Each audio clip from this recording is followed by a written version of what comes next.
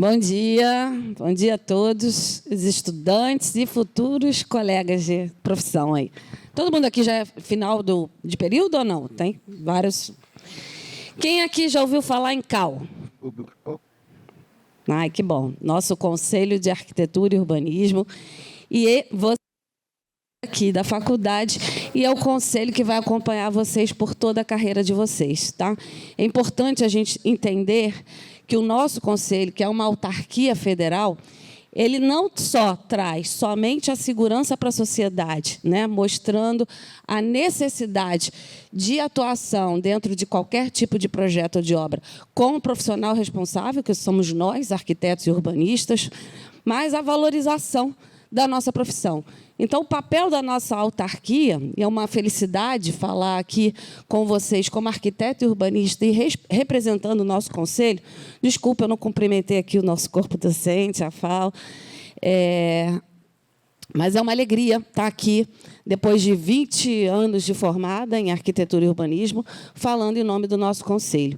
E a gente precisa sair da faculdade entendendo qual é o poder e o papel do nosso conselho. É ele que vai garantir a fiscalização com a sociedade para que a gente realmente possa garantir que a nossa profissão continue sendo exercida por profissionais habilitados, né? A gente tem que entender e mostrar para a sociedade a importância e o nosso papel enquanto arquitetos e urbanistas, como técnicos responsáveis por toda a construção, seja de um espaço, né, pequeno, do micro ao macro. Tá? Então,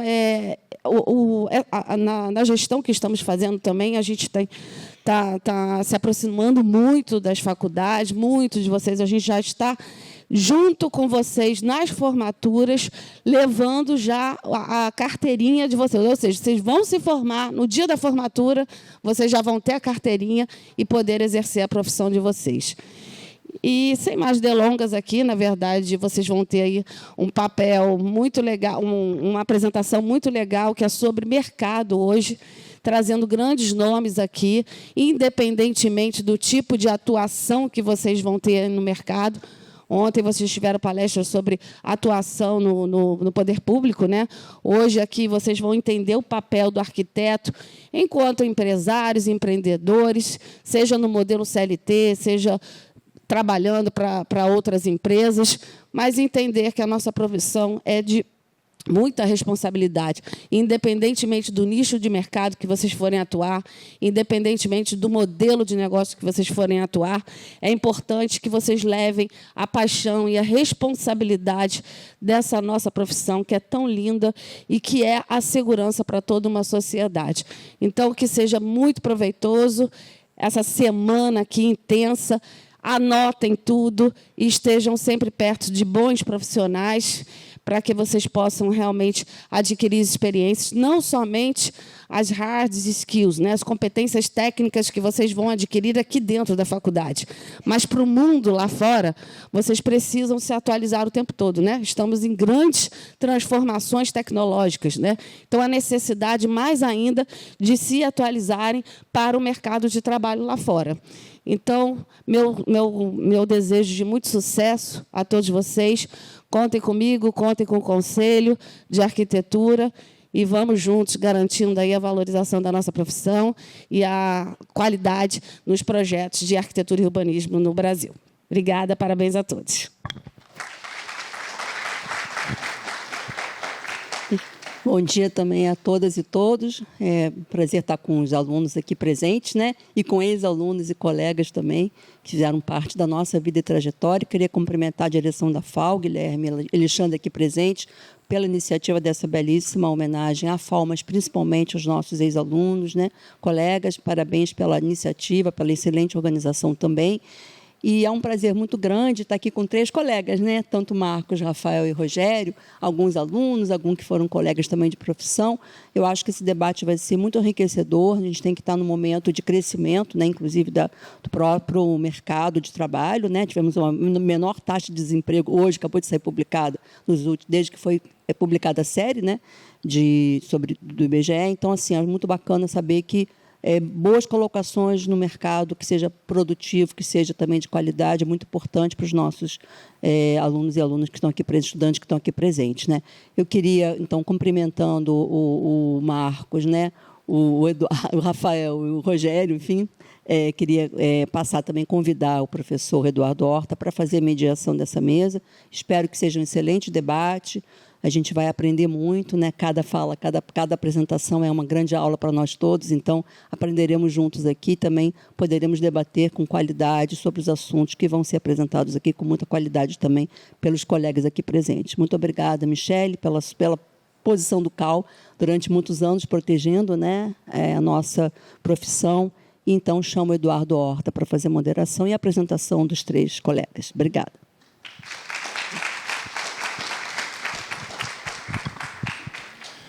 Bom dia, pessoal. Queria convidar Rogério Cardeman, Marcos Sá e Rafael Borelli. Tem uma cadeira a mais, né?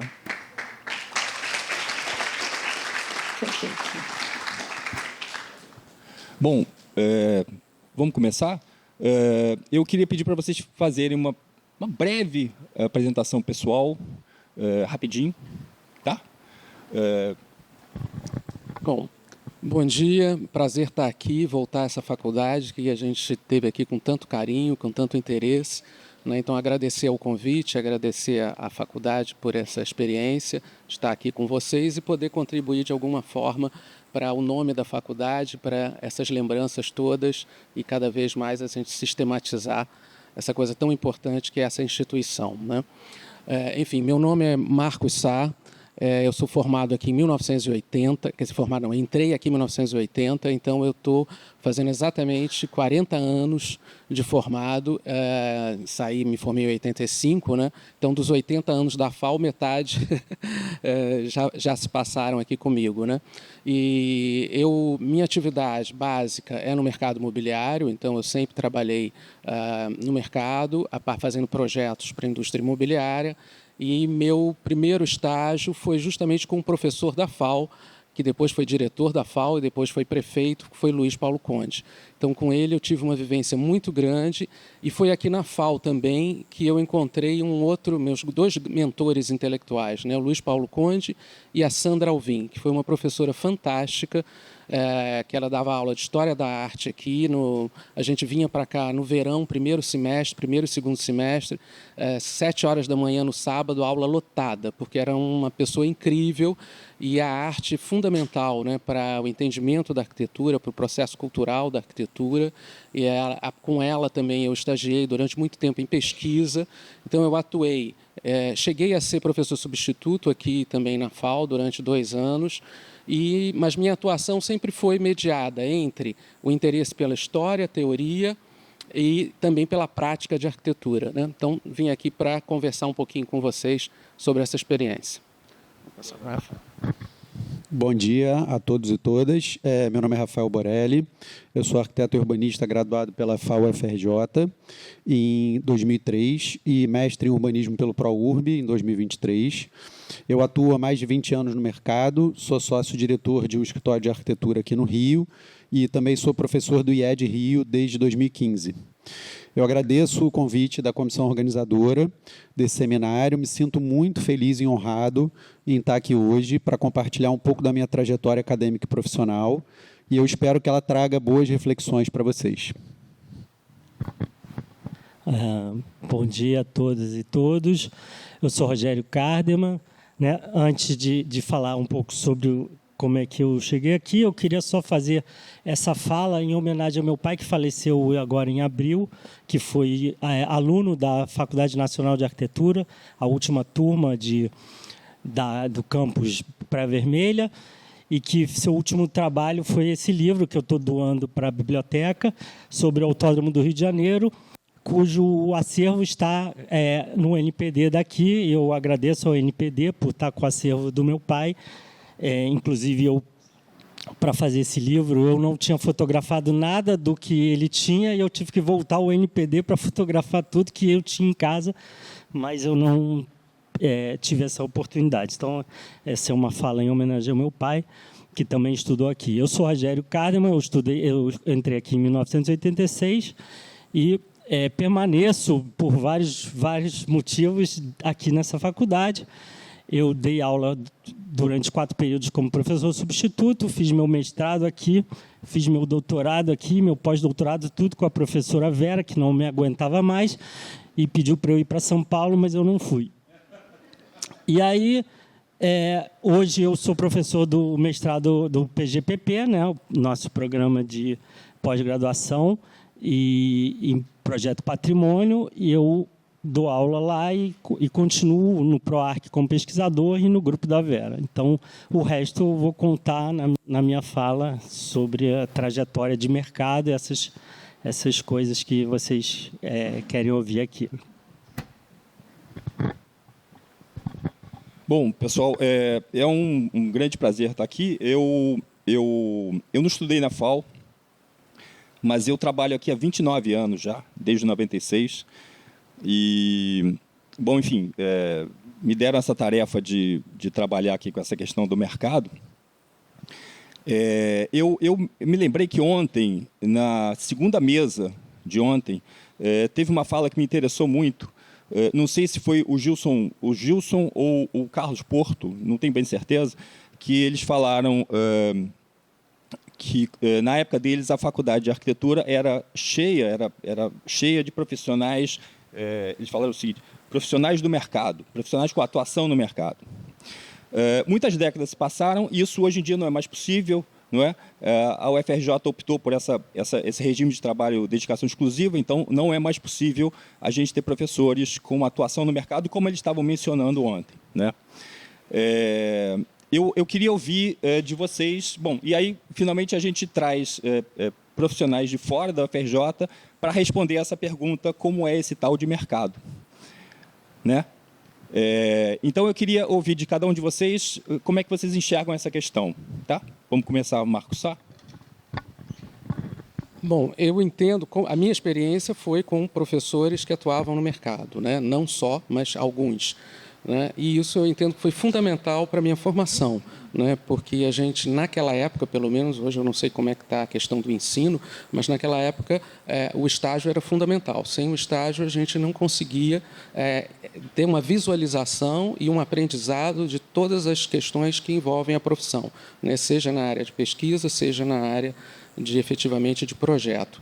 Então, era uma troca muito efetiva, muito interessante, você poder contar com professores teóricos, mas também com professores que atuavam na prática. Eu acho que isso engrandecia muito o universo de conhecimento, o universo de entendimento, né? Porque tem coisas que realmente, na prática, é que você vai... Através da prática é que existe esse aprendizado, né? Então, eu acho que, nesse sentido, eu acho uma perda, né? Eu acho uma pena você não ter isso, mas eu acho que tem alternativas, que é trazer o pessoal do mercado, como a gente está aqui hoje, para falar para vocês, né? Então, eu acho que tem outros caminhos que se podem trilhar para você recuperar, vamos dizer, essa relação, né?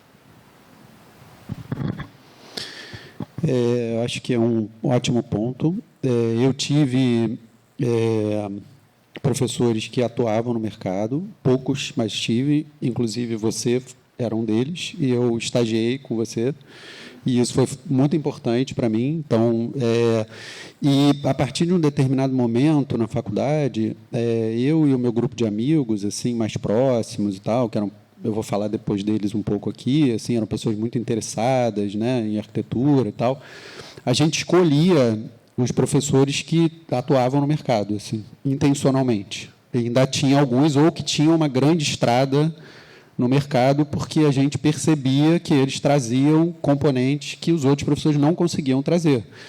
Componentes que são essenciais à prática, assim, a confrontação das ideias, ideais com aquilo que é possível, com aquilo que se viabiliza, ou de que forma se viabiliza, ou quais são as dificuldades práticas que determinadas escolhas implicam. Então, tudo isso acho que é muito mais ponderado quando o profissional está na prática. Ele está confrontando o tempo todo, né, um mundo ideal com um mundo possível, ainda mais considerando A especificidade, nós, Brasil, país do sul global, país pobre, né, com bem menos recursos do que talvez uma teoria que vem de fora e que, né, muitas vezes tem situações mais ideais ou mais caras, enfim. E eu percebo hoje que talvez, assim, por um certo, vamos dizer, um efeito colateral, assim, existem, sim, profissionais que estão na prática e estão aqui, mas como professores substitutos. E tenho ótimos professores substitutos, eu tenho vários colegas que estudaram comigo e tal. Então, assim, diria que hoje o pessoal tem uma safra muito boa de professores substitutos aí que estão na prática. E eu sou de uma geração que, por ter vivido essa escassez de professores que conciliavam teoria e prática, que tem uma vontade de conciliar. E olhávamos sempre para outros lugares em que essa aproximação ainda era mais efetiva, talvez assim na FAUSP, tem alguns lugares em que a gente vê essa relação mais contínua, eu acho até do que aqui no Rio, e a gente sempre olhou para isso com uma certa inveja e com vontade de fazer diferente. Então, é isso, acho que tem uma geração aí que está muito interessada, ou eu faço parte de uma geração que está muito interessada em trazer esse aporte também prático para a universidade. Mas existe um impedimento burocrático aí que eu sei que muita gente aqui dentro, inclusive, não concorda. E eu também acho que não é bom como fator aí de formação nos arquitetos urbanistas. Então, eu também tive vários professores que eram atuantes, né? Inclusive o Conde, que o Marcos Sá trabalhou.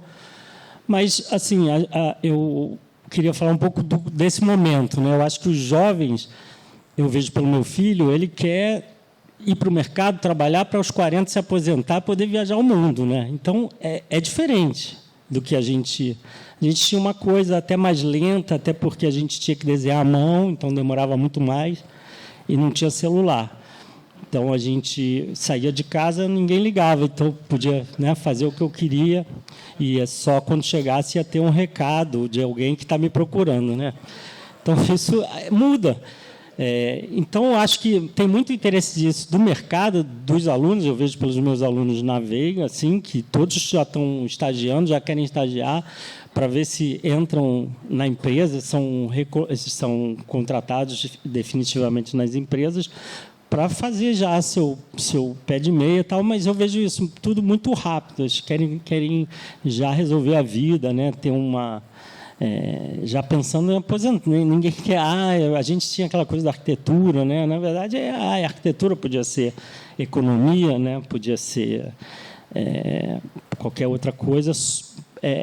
E eu acho isso legal, que o trabalho não é a coisa mais importante. Faz parte da vida deles, mas... outros são curtir a vida talvez seja mais importante, isso também. Então, estou me despedindo que eu vou curtir a vida aqui, não, vou esperar aqui. É isso, eu acho. Deixa eu só, então, pedir um complemento, porque vocês acabaram não especulando sobre o que é esse tal de mercado. O que é? Esse tal de mercado, na verdade, é a PT. O mercado, né, é uma palavra muito genérica, né? Então, eu acho que é importante definir um pouquinho mais, né? Eu entendo que mercado quer dizer um pouco, tanto as áreas de atuação da profissão, que você está no mercado, você está empregado num escritório de arquitetura ou numa empresa que usa os serviços de arquitetura que tem no seu quadro arquitetos, e também o mercado imobiliário, né? Então, acho que são duas coisas diferentes. O mercado imobiliário, onde efetivamente se constrói a cidade, né? Eu diria que 90% das edificações da cidade são construídas pelo mercado imobiliário, pela iniciativa privada, né? Enfim, pelo mercado capitalista de produção da indústria imobiliária, enfim. E outro é o mercado próprio da arquitetura, que não é só isso, você tem a própria atuação na área pública, né? Onde você pode ser um empregado público, um servidor, que vai contribuir também para a construção da cidade de uma outra forma, ou vai fazer projetos, ou vai fiscalizar, enfim. Então, assim, existem diversas interpretações de mercado, né, do que é o mercado. Mas eu acho que quando se fala de uma forma genérica de mercado, se fala muito mais do mercado imobiliário. E eu acho que esse ponto é importante para entender que é uma coisa muito diferente no dia a dia, entre você construir uma coisa pública, entre você construir uma escola, um museu, ou você trabalhar para o mercado imobiliário, que tem as suas especificidades e que, às vezes, essas especificidades é que, muitas vezes, a gente não recebe essa informação, né, para você até entender o que é e ver se você quer trabalhar nisso ou não na própria faculdade, né? Então, mas, enfim, eu acho que essa distinção é que é importante fazer.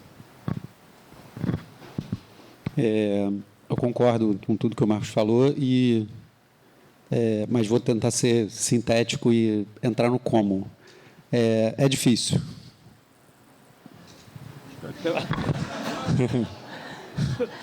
É difícil, mas estamos aqui.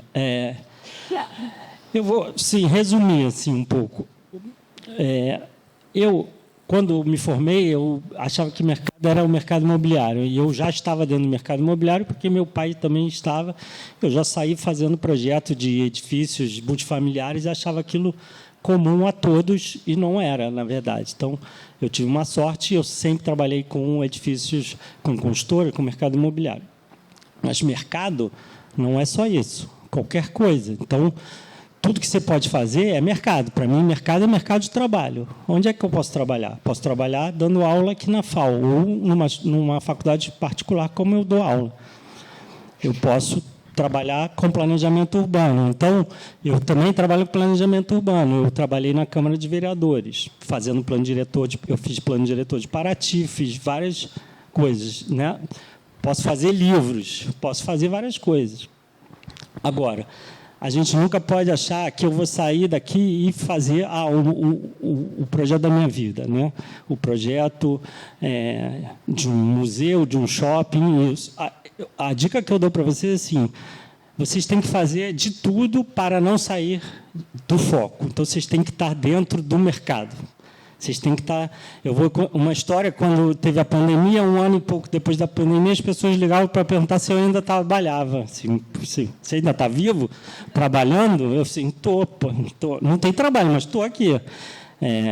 Então, você tem que estar sempre se colocando para as pessoas verem. Se você não se colocar, as pessoas vão tomando outros caminhos dentro desse mercado e você fica esquecido. Então, você tem que estar sempre diversificando, e é o que eu faço, né? Eu trabalho tanto em planejamento urbano, com mercado imobiliário, projetos, dou aula e faço pesquisa. Hoje eu faço pós-doutorado, larguei a Vera, te larguei, estou na PUC. E eu acho isso, a gente não desistir, se a gente quer isso aqui. Tá? Porque, quando eu me formei, meus amigos todos foram trabalhar no mercado financeiro. Eu devia ter trabalhado também, mas eu ia falir o mercado financeiro, porque eu ia ficar escrevendo num papelzinho, fazendo desenho, enquanto aquelas 5 telas iam estar bombando e eu nem olhando elas. Então, acho que eu estou no lugar certo, mas realmente não é fácil, como não acho que não é nenhuma das profissões. Então, a gente tem que estar sempre buscando coisas, sempre estar aparecendo, sempre se atualizando, estudando. Acho que é isso. Isso é o mercado de trabalho. Se a gente falar que existem várias outras coisas que a gente não toca, por exemplo, nós arquitetos podemos fazer autovistoria, podemos fazer orçamento, isso a gente nunca fala, né? A gente só fica com o sonho de fazer projetos, né? E o outro ponto você não tem só o Brasil para trabalhar. Isso eu aprendi e eu vi que a faculdade me deu um suporte que eu não imaginava quando eu resolvi trabalhar num escritório em Hong Kong, né? Quando eu fui para lá, e eu falei, será que eu vou conseguir? Porque eu só trabalho aqui no Rio, eu sou da FAO, né? Não sei. E aí eu fui. Fiquei 1 mês treinando AutoCAD, porque eu falei, vamos pedir AutoCAD, ficar lá no AutoCAD. Cheguei lá, me deram papel, manteiga, lápis, falou, você vai fazer concepção. Você tem uma equipe para fazer seu AutoCAD. Eu falei, não é possível. Aí eu falei, isso é sonho. E era isso. E a base é daqui. Foi aqui que eu iniciei isso. Então, acho que o mundo é muito grande e tem trabalho tanto aqui como em qualquer lugar. A gente pode ver vários alunos nossos, todos nós que demos aulas aqui, temos alunos que não estão mais aqui, que estão trabalhando fora, estão estudando fora. É isso. Então, eu ouvi uma frase uma vez que é o seguinte: o mercado imobiliário não tem clientes, e sim contratantes. Dizendo isso, eu entendo que o cliente da arquitetura é o morador do apartamento, né? Ele é o cliente da arquitetura. Você cuida do bem-estar dele, né? Como é que vocês enxergam esse cliente indireto? Muito boa pergunta. Isso me fez lembrar, teve um momento em que nós estávamos fazendo no escritório projetos para escolas agrotécnicas para o governo federal, uma em Paraná, outra em Rio Grande do Norte, enfim. E tinha um dia a dia com o Ministério da Educação. E numa dessas reuniões, uma dessas escolas, o Conde convidou o Assis Reis, que é um arquiteto fantástico de Salvador, já falecido, com quem eu tive a oportunidade de trabalhar, e fomos a uma reunião no MEC para falar sobre o projeto das escolas. Então, uma pessoa do servidor público virou para o Assis e falou assim: não, mas eu aqui que sou o contratante, eu quero isso, eu quero aquilo, e eu acho que tem que ser assim o projeto, fazendo uma série de críticas. E o Assis falou: não, você me desculpa, você não é o cliente, você é só um representante do cliente, o cliente é o Brasil. É o povo do Brasil. Eu estou prestando esse trabalho aqui, estou fazendo esse trabalho para o povo brasileiro, não é para você. Então, guardada ali só para situar o cara, né, que não é uma coisa individual. Então, obviamente que é a mesma coisa quando você tem o mercado imobiliário sendo o nosso cliente, né? Mas para o próprio mercado, ele já entende isso, que o consumidor final é que é o cliente de tudo.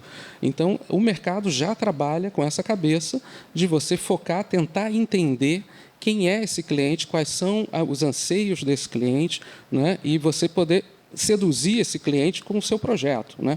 Então, tem os argumentos de venda. Então, hoje, às vezes, até a questão da venda vai mais do que a arquitetura, né? Muitas vezes, como a arquitetura não dá conta, vamos dizer assim, em termos de marketing, de atender a todas essas expectativas, né, você começa a vender o sonho e a vender coisas que não são da arquitetura. E aí você entra num outro universo, que é um universo paralelo ao de projeto, que é o universo da campanha de marketing, né?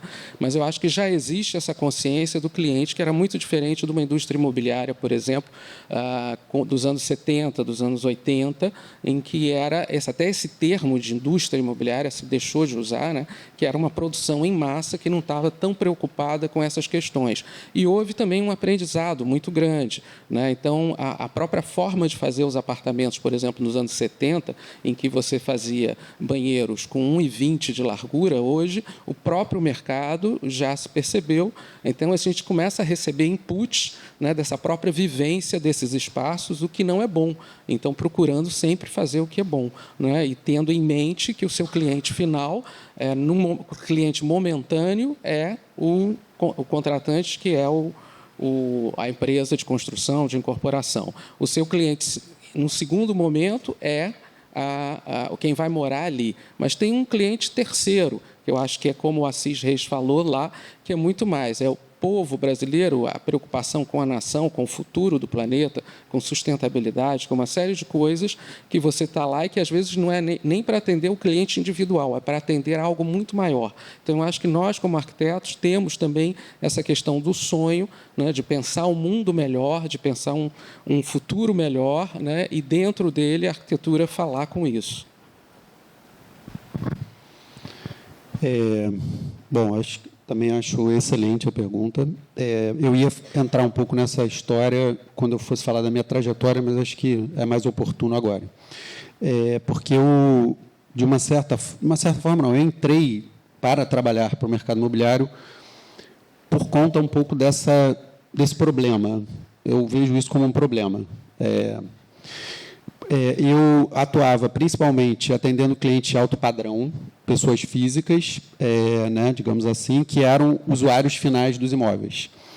E, muitas vezes, esses clientes me contratavam o meu escritório para alterar apartamentos comprados em edifícios que tinham acabado de serem construídos. Ou seja, eles tinham comprado um produto caro, mesmo sabendo que ele não atendia aos desejos ou demandas que eles tinham, e iniciavam uma obra de alteração logo que eles podiam. E eu ouvia, da maioria dos clientes, severas críticas aos edifícios e apartamentos disponíveis entre os lançamentos do mercado, pela mediocridade de soluções arquitetônicas e definição de espaços assim muito pouco atrativos, que não atendiam às demandas da clientela exigente que eles pretendiam alcançar e para quem a gente estava acostumado a projetar. E um dos clientes que a gente atendia em imóveis próprios e com quem a gente conversava sobre o mercado imobiliário abriu uma incorporadora. E aí ele contratou a gente para fazer alguns projetos, inicialmente de interiores de áreas comuns, e depois a gente foi ganhando espaço e a gente conseguiu fazer boa parte de um dos projetos, que eu vou mostrar aqui. E a gente teve muitas discussões nesse processo, porque a gente foi chamado inicialmente para fazer uma espécie de revisão do projeto legal, do projeto das unidades, que tinha sido elaborado por um outro profissional. E ele chamou a gente para a gente avaliar com essa cabeça, né, de quem trabalhava para o usuário final, modificando e tal. E a gente apontou várias questões ali, vários problemas e tal, e propôs uma nova conformação de espaço, além de soluções para fachada e tal. E esse processo ele foi difícil, não foi nada rápido, porque houve uma resistência grande dos agentes envolvidos no empreendimento, corretores, investidores, engenheiros, às propostas de mudança que a gente fez em relação ao modelo, de uma certa forma, genérico de apartamento predominante no mercado e as soluções mais usuais de fachada. E isso rendeu uma ótima discussão sobre o que vende, o que as pessoas valorizam, pelo que as pessoas estão dispostas a pagar. Essa é uma discussão muito difícil, sempre, assim, ainda mais, por isso eu falei difícil, né, como é o mercado, porque essas discussões são, eu diria, para os projetistas aqui, enlouquecedoras. Assim. E eu diria que isso é tão difícil também, porque a repetição na oferta do mercado, no meu ver, tá, na minha opinião, muitas vezes ocorre por preguiça, comodismo ou insegurança.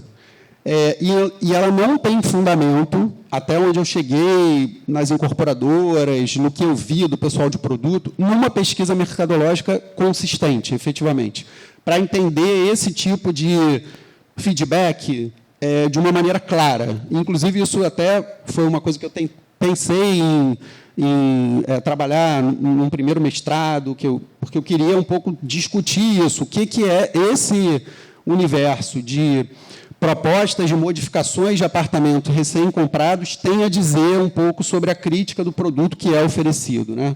Então, eu acho que isso é uma questão ainda muito em aberto, porque, de novo, eu acho que, para mim, foi muito surpreendente começar a trabalhar para o mercado e ver que esses dados não existem. Pelo menos, para mim, nunca existiram. Assim. E eu fui atrás, tentava entender. Mas tem dado, mas isso se você acha ou...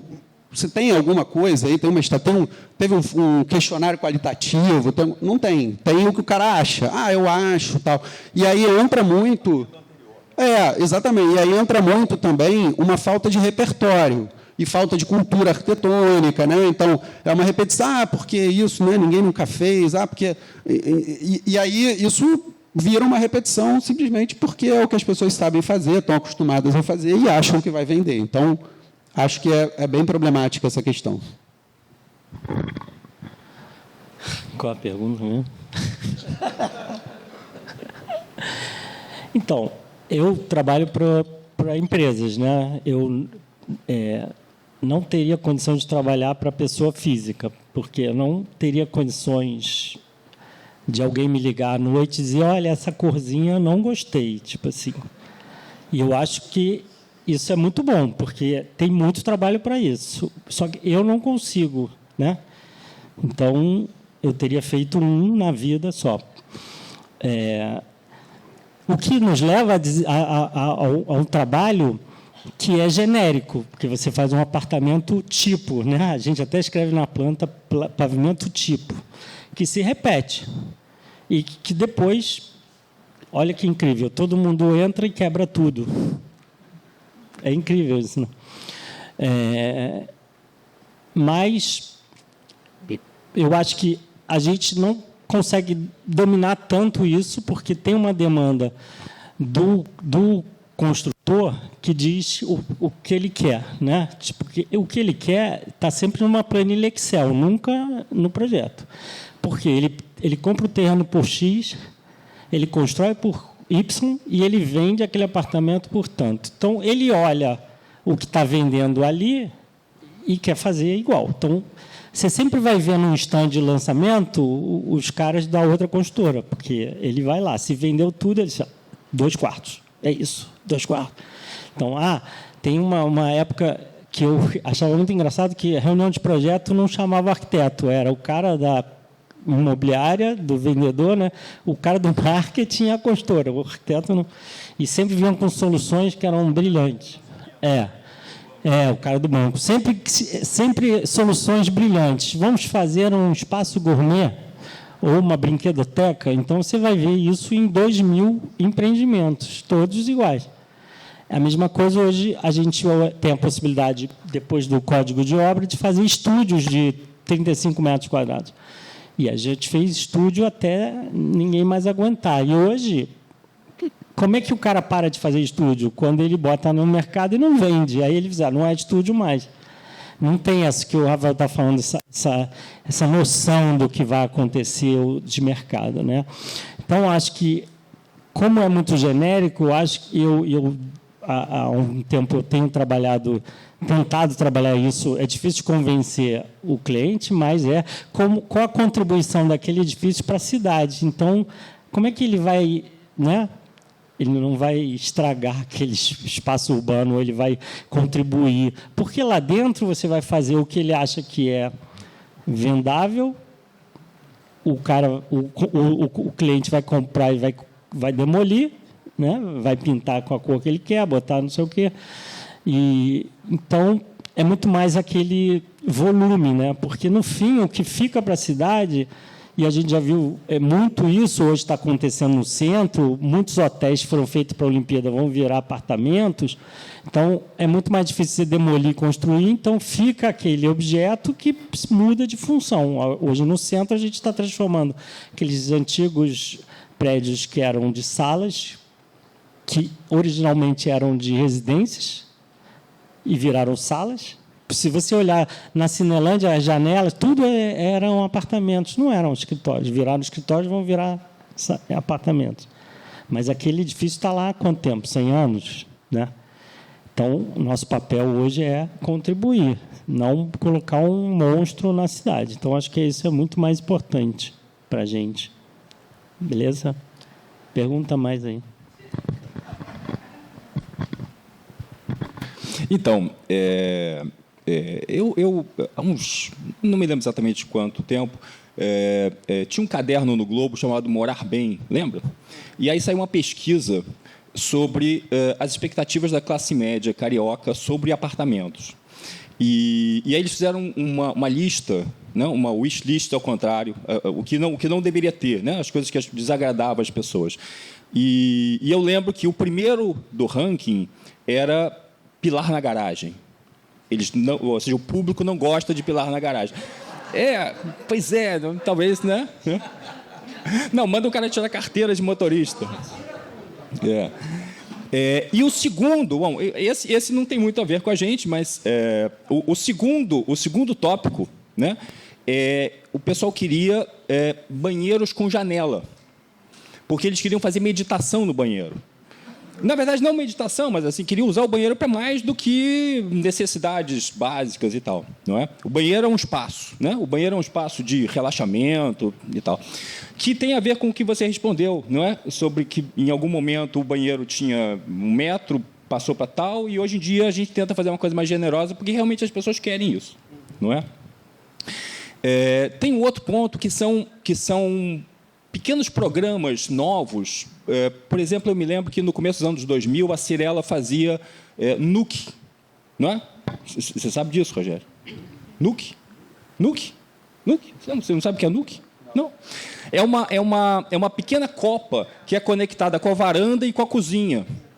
Né? É uma continuação. Você continua a cozinha, em vez de você fazer a área de serviço, você faz um NUC que é virado para a área social. Ou seja, você transforma ali num serviço social e tal. Bom, enfim, eu estou contando essa história porque, em janeiro, agora, eu fui ver um apartamento de um amigo que comprou um apartamento da Cirela, 0 quilômetros. Ele falou, vai lá dar uma olhada para você ver o que você acha para fazer no apartamento. Aí eu voltei e falei, nada.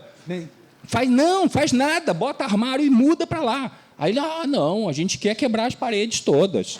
E tinha um NUC lindo, que você sentava para tomar café da manhã olhando a vista da Pedra da Gávea e tal. Ele, não, eu quero tirar isso. Eu falei, mas como?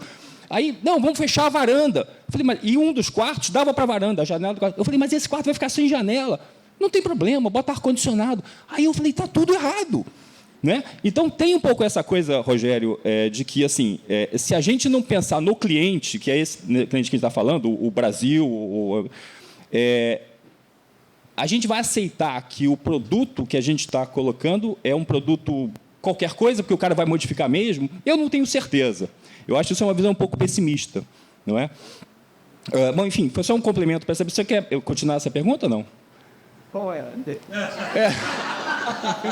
Sobre o cliente final. Anterior. Mas, enfim, essa não foi uma pergunta, só um comentário. Eu queria... o Rafael parece que tem uma apresentação, não é isso? Acho que todos temos. Então vamos começar a fazer apresentações? Eu acho que senão vai acabar não dando tempo. Né? Vamos lá? Não, só queria reforçar que essa questão que vocês comentaram aqui da questão do cliente, né, e que o Rogério traduziu perfeitamente. Eu acho que eu falei o Brasil, o país, o futuro, o que a gente quer melhor, mas eu acho que fundamentalmente é a cidade, né? Essa relação do que a gente faz com a paisagem em volta, né? E a paisagem entendida de uma forma ampla, né? Não só cenográfica, né? A paisagem humana, cultural, enfim, toda essa questão. Então, acho que ele colocou perfeito. Quer dizer, existe uma coisa que é dentro, que vai mudar sempre, por mais que você queira, você não vai acertar, porque nesse universo do sonho é como a casa, né? Quando você faz uma casa, você faz para o seu sonho. Ela nunca vai ser adequada para o sonho de outro. Então, isso acontece muito na Barra, que é uma área que ainda tem residências unifamiliares, né? Que no resto da cidade se reduziu muito essa questão de projetos unifamiliares. Quando você constrói uma casa para uma determinada pessoa, para atender aquele sonho, quando ele vai vender, ele não consegue vender pelo que ele construiu, pelo que ele gastou, porque ele não atende ao sonho do outro. Então, não, exatamente. Não só internamente, como às vezes externamente também. Então, a gente nunca vai acertar nesse sentido. Mas, por outro lado, tem sim contribuições de inovações que você pode gerar nos espaços, até para as pessoas entenderem o que é. E uma outra coisa que eu acho que é importante, que a gente não tem aqui no Brasil, né? Então, se você, por exemplo, países ou cidades como Nova York, Buenos Aires, tem em todos os jornais, que também os jornais também aqui perderam, no mundo inteiro, né, perderam a penetração que tinham, mas em todos os diários, né, tinham sessões semanais de arquitetura, que debatiam todos os aspectos. Então, inaugura um museu novo, né, você tem uma crítica sobre aquele museu, né, sobre a arquitetura daquele museu, o que é bom e o que é ruim naquele museu a partir desse crítico. Isso nos produz aqui. Então, o que a gente tem? A gente tem uma população que, pode ser forte falar isso, é ignorante em termos de arquitetura. E isso dificulta até o ingresso de novos estudantes e tudo, porque esse universo da arquitetura efetivamente não é discutido. Então, nos jornais, a gente já tem, já há algum tempo, articulistas que colocam questões urbanísticas, mas a questão da arquitetura, da qualidade da arquitetura, o que é qualidade em arquitetura, a gente não tem essa experiência. né? Então, o próprio público, na hora que compra um apartamento, ele nem sabe o que é bom e o que é ruim, né? E, às vezes, acredita no marketing. Então, o marketing vende que aquilo é bonito, ele aceita que aquilo é bonito, mas ele não sabe por que aquilo é bonito. Então, esse debate é muito ausente na nossa sociedade. E isso é uma coisa que a gente precisava construir. Quem tiver a possibilidade de chegar na mídia e poder colocar essas questões todas, como outras, tem uma série de coisas para se colocar para esse universo leigo, né, como contribuição até para a formação de novas pessoas interessadas também nesse universo. Então, acho que isso é uma carência da nossa sociedade, né, mas eu acho que o que o Rogério falou e que estava no pensamento do Conde é a cidade em primeiro lugar sempre. Né? Ela está acima de qualquer coisa, porque é esse espaço urbano, é essa vida, né, e essa comunhão e a vida comunitária é que vão fazer uma sociedade melhor, né?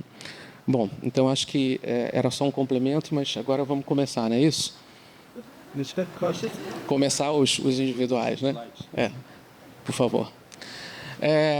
Eu comentei aqui que eu tive 2 mentores, né, aqui na faculdade, que foi o Luiz Paulo Conde, um arquiteto atuante no mercado, né, vamos dizer assim, e a Sandra Alvim, que era uma pessoa de pesquisa e não era arquiteta, né? Então, eu sempre caminhei nesse universo, nesses 2 universos, né? Então, eu me auto-intitulo um pouco um gauche, uma pessoa estranha, né, porque meu caminho é um pouco dúbio, né? Mas eu acho que essa questão é muito interessante, porque quando a gente precisa, para dominar um assunto, você precisa ir fundo nele. Mas se você coloca aquele foco só naquilo, você não tem uma abertura cultural maior, você vai começando a definhar, porque você está vendo só aquilo. A partir de um determinado momento, você não consegue nem ter uma visão crítica e um afastamento daquilo que você está fazendo. Então, eu sempre procurei ter esse olhar além da prática efetiva profissional, né? Procurar um universo mais amplo. E eu acho que a história e a teoria sempre foram uma paixão, e eu pratico isso além da prática do mercado, né? Então, é um equilíbrio, inclusive, para mim, em termos de alma, né? Vamos dizer assim, de alimento, de oxigênio. Então, você tem que lidar com o dia a dia dessas questões todas de custo, de preço, de valor, e de venda, o que vendeu, o que não vendeu, por quê, não sei mais o quê, mas tem que ter o universo da arte, o universo da cultura, permeando isso para suas ações serem, né, mais interessantes. Então, eu vou mostrar um pouquinho da minha produção bibliográfica, não, só voltando um pouquinho aí nos livros, né? Então, aí está faltando os livros que eu trabalhei com a Sandra Alvim, que são livros sobre arquitetura religiosa colonial no Rio de Janeiro. Então, já começa aí um pequeno conflito, né? Um cara que estuda arquitetura religiosa colonial e faz projetos de mercado imobiliário. É uma coisa um pouco estranha, mas é esse estranhamento que eu gosto, né? Então, dentro desse universo, um dos primeiros livros que a gente fez foi esse segundo ali, que é o de capa laranja, que é a Arquitetura Religiosa Colonial, é um guia. O Luiz Paulo Conde, quando esteve na prefeitura, ele produziu guias de arquitetura do Rio de Janeiro, e eles eram separados por temas, e esse é de arquitetura colonial e neoclássica, e eu, uma colega minha, e hoje professoras aqui na FAO, a Cláudia Rodrigues, que dá aula no PROARC, e a Cláudia Nóbrega, que é professora de História da Arquitetura aqui no Departamento de História e Teoria, fizemos esse guia da arquitetura colonial, não só os verbetes, como também a parte dos textos críticos sobre o que é arquitetura colonial e como ela era. À esquerda tem a Mansão Figner.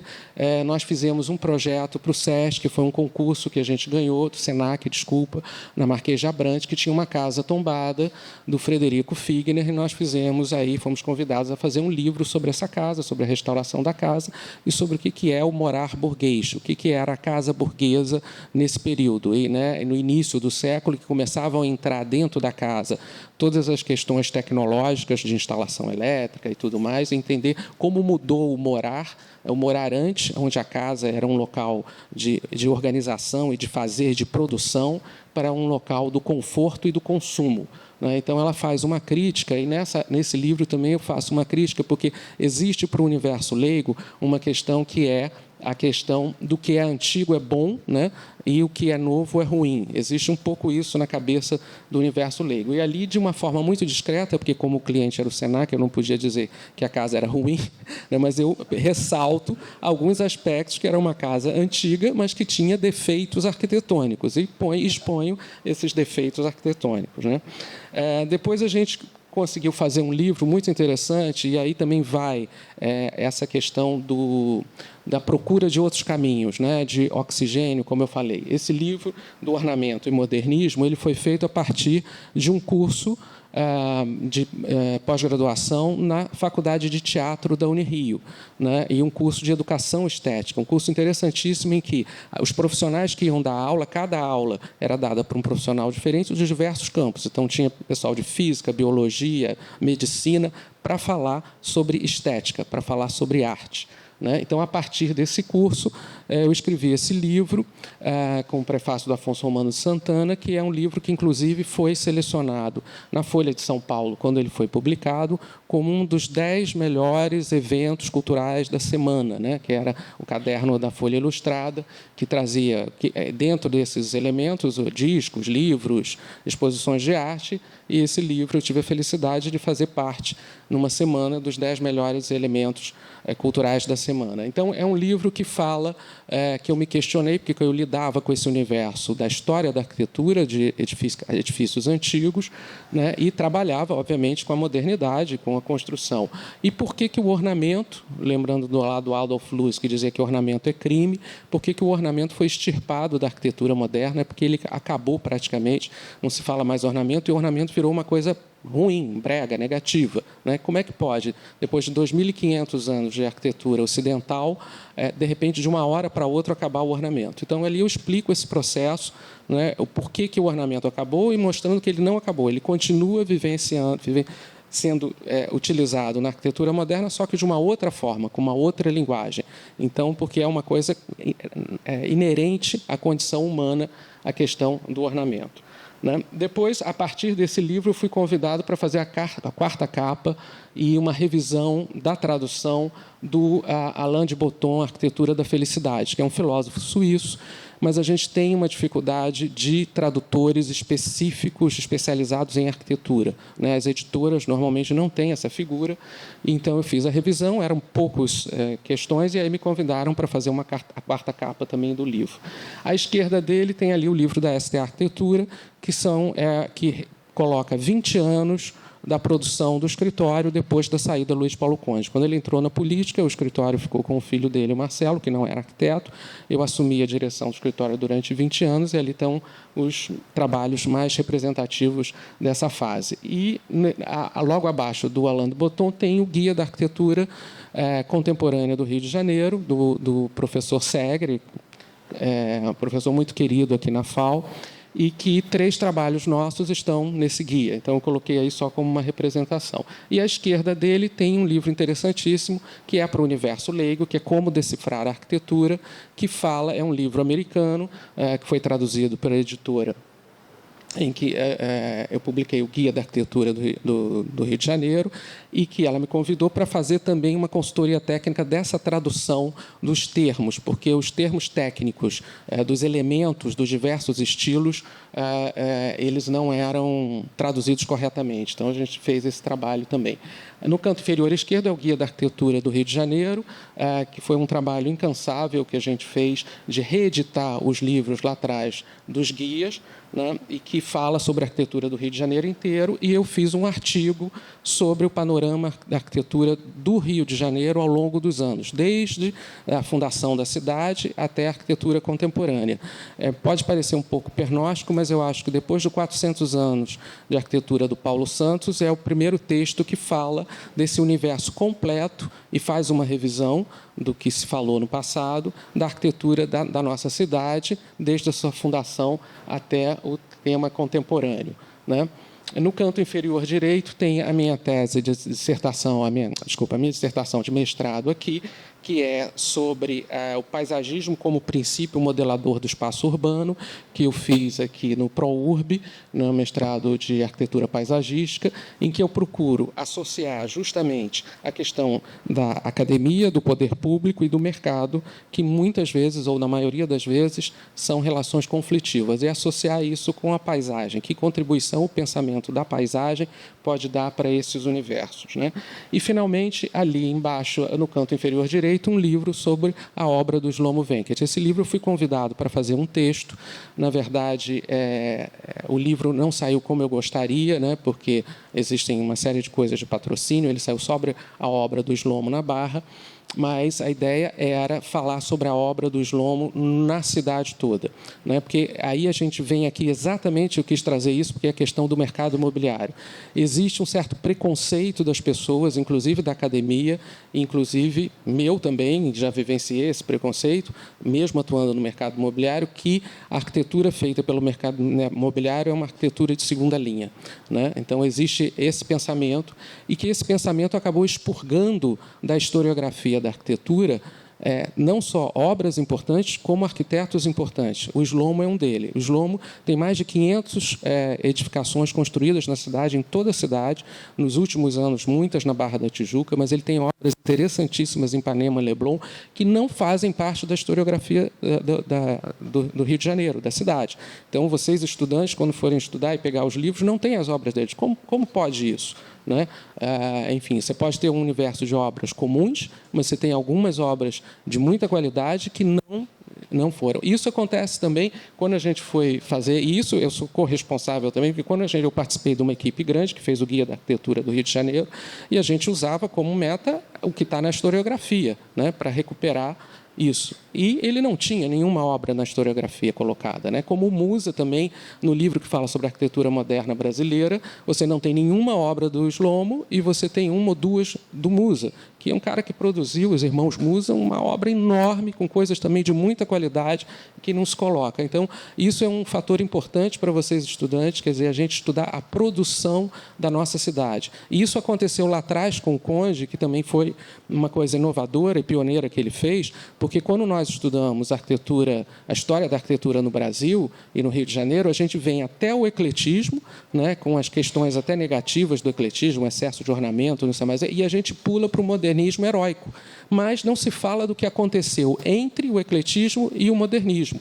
Quer dizer, é um período que não se sabia nem que arquitetura foi produzida nesse período, nem que arquitetos trabalharam nesse período. Então, o Conde recuperou e reintegrou esses arquitetos e essa arquitetura, né, denominada posteriormente de proto-modernismo, na historiografia da arquitetura. Então, existe muito trabalho a ser feito de recuperação, né, dessa produção da cidade. Então, essa paixão pela cidade, esse entendimento pela cidade, pelo que está ao nosso lado, também nos fala muito da sociedade, de nós, e nos ajuda a projetar e entender, né, o que é o projeto de arquitetura.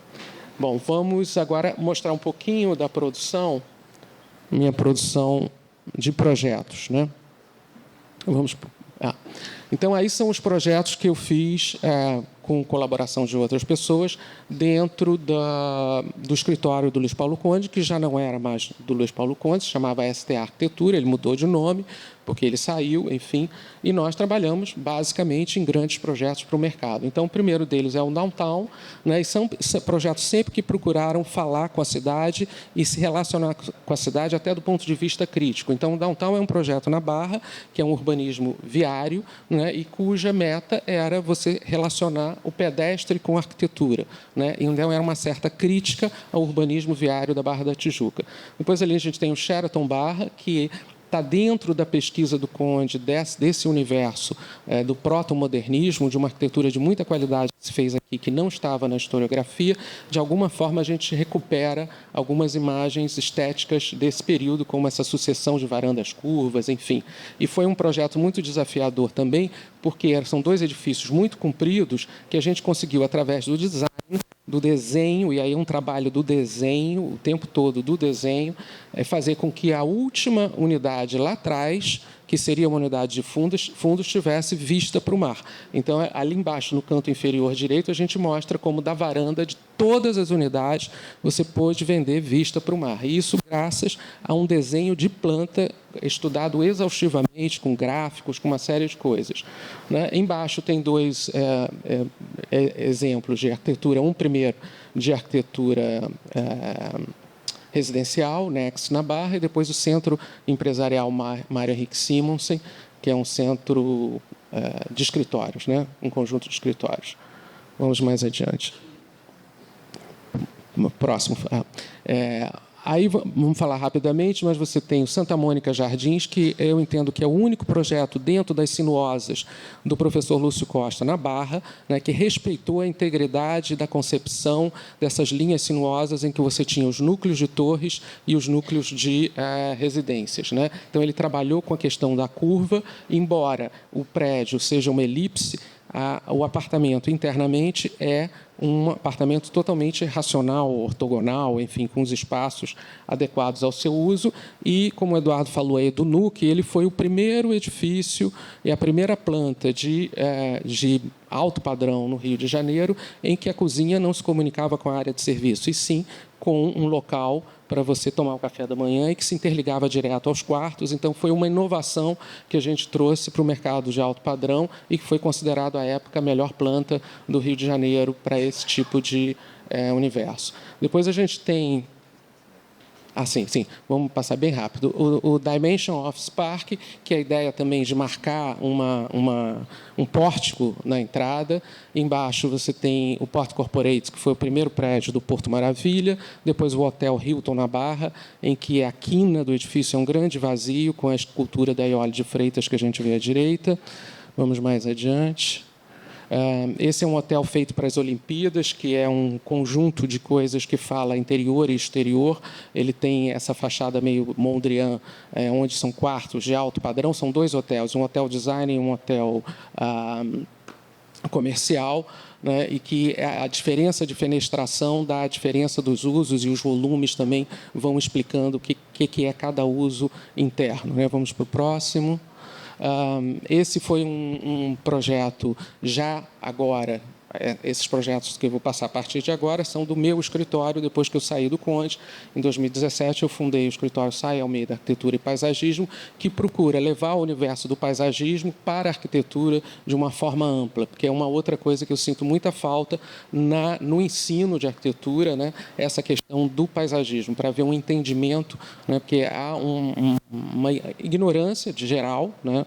Até no Rio de Janeiro mesmo, a Conlurb poda as árvores de forma errada. Até hoje não se aprendeu a plantar as árvores. Né? Se fala que a árvore cria raiz na calçada, que destrói a calçada, tudo mentira, porque você não sabe plantar a árvore e não sabe fazer a calçada.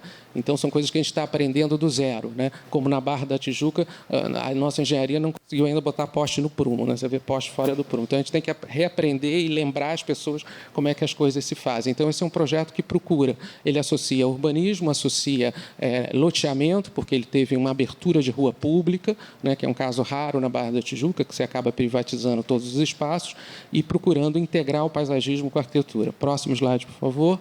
Esse é um shopping também que aí esse é feito em parceria com a Cité Arquitetura, em Brasília, que é um shopping que, mudando todo o conceito de shopping, ele nasce... A principal âncora do shopping é um parque. É um parque com 14 mil metros quadrados, que é a âncora principal e que preserva árvores nativas do Cerrado. E ele tem todo um discurso de sustentabilidade, porque o mall não é com ar refrigerado, porque Brasília permite isso, desde que você esteja na sombra, mesmo no verão é fresco, o problema é só a umidade, não é calor. Né? Então, a gente conseguiu fazer uma arquitetura que, efetivamente, com sustentabilidade e que o consumo não é o seu mote maior, é a experiência espacial e a experiência junto com a natureza. Também tem um quê educativo. E aí são diversos projetos na área imobiliária que a gente fez esses últimos anos. Um projeto junto da Igreja de São Francisco Xavier, que cria esse escalonamento, que não é uma coisa idealizada, vamos dizer assim, por nós, mas que rendeu um trabalho interessante, que isso vem a partir das restrições do próprio patrimônio. Vamos adiante. Essa é uma capela, é um edifício ao lado dessa igreja, porque se comprou o terreno da igreja no mercado imobiliário, né, se faz isso, e como parte do pagamento vai ser a construção da obra social da igreja, que fica ao lado, com uma capela moderna, em que a gente quis trazer essa questão da visibilidade e da paisagem, né, da questão do verde, trabalhando junto com o espaço religioso e atravessando para os dois lados essa visão. Mais adiante, e aí projetos de diversos tamanhos, a gente tem feito ultimamente projetos menores, que a gente brinca que são projetos de ourivesaria, né, porque você está trabalhando não mais com metro, mas com centímetros, então terrenos às vezes 7 metros de largura, edifícios pequenos, enfim, mas sempre essa ideia de uma relação com a cidade, uma relação com a arquitetura que tenha esse acabamento superior, né, que tem um pórtico de arremate, tudo isso tem uma pesquisa formal de linguagem com a cidade, né, mais adiante. E o paisagismo. Então, aí são 2 projetos últimos que a gente desenvolveu. Um é o Museu Vassouras, que acabou de ser inaugurado, que a gente traz uma inovação do paisagismo, que é o paisagismo, que é uma área de atuação minha também, quando eu fundei o escritório de Arquitetura e Paisagismo, que é o paisagismo storytelling. Então, talvez seja o primeiro do Brasil que trabalha dessa forma, já que o museu é uma instituição cultural. Então, cada planta que está aí, porque primeiro que o paisagismo é entender que ele não é só vegetação, né? Paisagismo é o agenciamento dos espaços externos. Então, a gente trabalhou junto com o Maurício Prochnick, com a arquitetura, conformando todos esses espaços externos. Ali tem a mão do paisagista direto, e a gente vê uma coisa que a gente está sempre conversando com os clientes, principalmente em projetos de grande porte. O paisagismo deveria entrar até antes da arquitetura e não entrar depois, né? Porque senão você acaba... Eu faço projetos de paisagismo de terceiros que fizeram, de outros colegas que fizeram a arquitetura, e muitas vezes a gente trabalha com espaço residual, é o espaço que sobrou, né? É o espaço entre a edificação e os fundos do terreno, é o espaço, mas não é um espaço tratado como espaço, criado como espaço. Então, a gente luta muito para evitar esse espaço residual, né? E evitar o que a Lúcia Costa aqui, que é uma mestre da escola e que me ensinou muito com o paisagismo, que ela odeia, ela fala tratamento paisagístico. A gente faz tratamento em quem está doente, né? Então, e outra coisa é diagnóstico do terreno. Diagnóstico também é para quem está doente. Então, vamos pensar o todo, pensar a coisa. E então, aí, cada planta, quer dizer, além do agenciamento de espaço, cada vegetação que está aí conta uma história. Então, por exemplo, a cidade de Vassouras, que ninguém sabe por que chama Vassouras, não é por causa da vassoura em si, nem nunca teve fábrica de vassoura lá, é por causa de uma planta chamada vassoura. Então, ela reconta a história da cidade. Por quê? Porque, quando se plantou o café, se destruiu a floresta Mata Atlântica. A vassoura era uma pequena planta que dava no meio das árvores, que não te criava problema nenhum. Com o desequilíbrio ecológico da floresta, ela passou a ser uma planta infestadora de pastos, infestadora de pomares e das plantações. Ela precisava ser arrancada. E ela, quando era arrancada, não tinha serventia, descobriram que ela é ótima para fazer vassoura, porque ela dura muito. E aí a cidade recebe esse nome. Então, a cidade recebe um nome em função de uma vegetação, que ninguém sabe mais contar essa história. Essa vegetação representa a destruição e o desequilíbrio ecológico que o café, que trouxe a riqueza, introduziu na região, e ninguém pode contar isso porque não tem elementos para contar. Então, a gente resgata aí uma série de elementos do café, a vassoura, o pati, que vem de pati de alferes. Então, são elementos que recontam a história a partir dela própria, né, da vegetação. E à direita é um projeto que a gente fez, o projeto de paisagismo, a Jardim Botafogo, e que é o primeiro projeto do Rio de Janeiro, do mercado imobiliário, que só trabalha com vegetação nativa, não tem uma planta exótica ali. Então, embora a maioria das pessoas não saibam, quando a gente fala em jardim, quando você fala em vegetação comercial, que os hortos produzem, cerca de 70% a 80% delas são plantas exóticas, que vêm de uma questão de cultura do século XIX e que muitas são asiáticas, a maioria é asiática e africana, e nós temos um potencial enorme na nossa flora, que o Burle Marx começou a utilizar e introduziu muita coisa, porque o universo era muito mais restrito, né? Mas que ainda hoje a gente não usa o potencial. Então, como aí era um projeto que falava com a paisagem do entorno de Botafogo, era trazer para os clientes... Ele, quando olha lá o Pão de Açúcar, quando olha o morro e a encosta rochosa e vê aquelas plantas lá que ele não sabe o que é, ele vai ver que aquela planta está no jardim dele também. Então, ele começa a fazer uma relação com a paisagem, com a vegetação, porque as pessoas não entendem que vegetação é uma coisa viva, né? A gente tem que explicar para os clientes que vegetação não é porcelanato. Você plantou, botou lá, vai ficar bonita. Não, ela vai morrer, ela vai dar praga, ela pode não crescer, né? Tem uma série de condições, e essas condições todas, às vezes, até os arquitetos desconhecem, né? Enfim, então a gente criou toda uma relação, inclusive o empreendedor tinha muito receio das jardineiras nas varandas, porque ele ia dizer, vai morrer tudo, ninguém sabe tratar, as pessoas vão viajar, as plantas vão morrer e tudo. Então, o que a gente criou? A gente criou para você ter a resposta da população e a resposta do outro, e eu aprendi isso aqui nessa casa, inclusive no mestrado, é importante você ter uma relação de afeto com a coisa que você lida, né? E o público ter essa relação de afeto. Então, a gente criou para as varandas um menu de vegetação em que o cliente que comprava o apartamento, ele escolhia, através de desenhos, quais as plantas que ele queria que colocasse na jardineira dele. Foi um sucesso. Isso criou uma relação de identidade, de afeto. Eu acho que essa relação de afeto com a arquitetura é muito importante. Eu vou estender só um pouquinho, muito rápido aqui, mas uma coisa que teve na pesquisa do Conde, que foi um ensinamento que ele passou para a gente, é que a cidade, antes de você ter tombamento, várias edificações não eram tombadas, como a Vila Jorge, em Botafogo, como o próprio Biarritz, na Praia do Flamengo, eles não eram tombados e eram preservados pela população. Você não tinha descaracterização. Então, ele fez uma pesquisa para entender por que esses prédios, historicamente, não eram destruídos, não eram debilitados pelo uso, e outros eram. O que tinha nessa arquitetura em que falava com as pessoas e que as pessoas mantinham essa arquitetura contra toda essa força, essa necessidade de reformar, de botar esquadrias de alumínio? Por que isso não acontecia nessas edificações? É porque existia algo ali, né, e uma relação afetiva, e a partir dessas pesquisas ele fez um projeto na Prudente de Moraes, que é todo de cobogó e está lá íntegro até hoje, ninguém mexeu em uma esquadria, ninguém mexeu em nada. Quer dizer, como o arquiteto, como o paisagista, pode criar uma relação afetiva com o usuário, já que a gente está falando aí no usuário de uma forma maior, de tal forma que a qualidade dessa arquitetura se mantenha, né? Então, acho que esse é um legado interessante, um legado importante e algo para se pensar. Obrigado.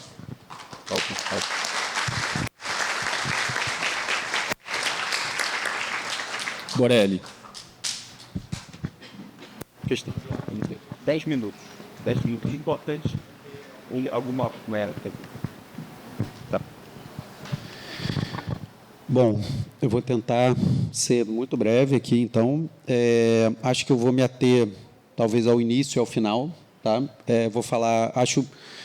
Eu preparei uma coisa que... Pode botar no primeiro slide? Vou falar um pouco sobre o meu tempo de FAO aqui, porque eu acho que é uma coisa que talvez os estudantes aí vão aproveitar.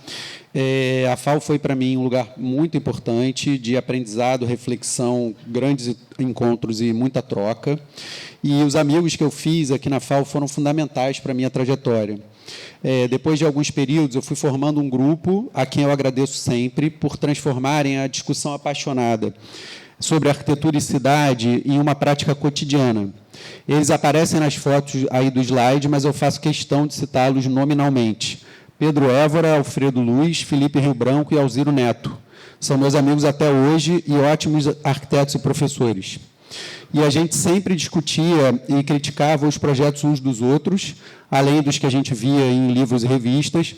E a gente teve uma oportunidade muito bacana de exercitar essa discussão crítica sobre os trabalhos dos colegas na turma de PA5, em 2001, com o professor Mauro Nogueira, que foi um grande mestre para a gente e incentivava isso.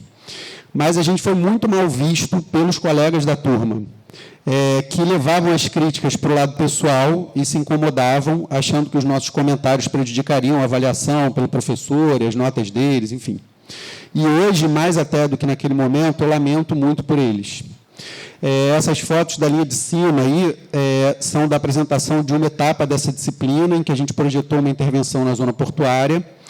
E essas discussões que eu tive com esse grupo foram fundamentais na minha formação, no meu repertório e no meu processo projetual, porque me ajudaram a desenvolver a autocrítica e a encarar o projeto como um discurso, a buscar uma coerência nas escolhas projetuais e a aprimorar a estratégia de defesa da formalização das intenções. E isso me ajuda até hoje na preparação para as apresentações para os clientes. Até hoje, quando eu estou projetando, na minha cabeça, de uma certa maneira, eu ouço as vozes deles e penso nas observações que talvez eles fizessem. Uma outra oportunidade de troca muito bacana que eu tive durante o período da graduação foram os encontros de estudantes, que eram organizados pela FENEA. Eu fui a 6 entre 97 e 2002, e, através deles, eu conheci pessoas de outros períodos da FAU-FRJ, entre elas a Gabriela Seta, uma brilhante arquiteta paisagista, com quem eu me casei em 2013, e está hoje aqui na plateia. E eu também conheci pessoas de diversas faculdades do Brasil, de outros países da América do Sul. Isso foi muito importante na minha formação. Eu não sei o que aconteceu com a FENEA, mas eu entendi que os estudantes, hoje em dia, não vão nesses encontros. Queria estar errado, se eu tiver, alguém me fala aí, e acho uma pena. Passa mais uma. Me avisa quando eu tiver que parar. Eu vou falar um pouco rapidamente aqui sobre um aspecto da minha carreira que foi importante. Apesar de, na faculdade, eu gostar muito de projetar numa escala grande das discussões urbanísticas, para mim foi bem importante ter começado a trabalhar com projetos de interiores, com uma escala menor, e fazer acompanhamento de obra. Pela maior velocidade em ver esses projetos executados e pelo aprendizado sobre a execução. E isso despertou em mim uma paixão pelo detalhamento. Então, no início da carreira, eu podia sentir a alegria em ver uma ideia sair do papel e se concretizar, se materializar em 3 dimensões, ser experimentada, e isso me deu um entusiasmo grande, porque na faculdade eu estava distante ainda dessa realidade construída. Um projeto importante no início da minha carreira foi a reforma desse apartamento, que fica num condomínio na Barra, que a gente chamou de Apartamento Luz.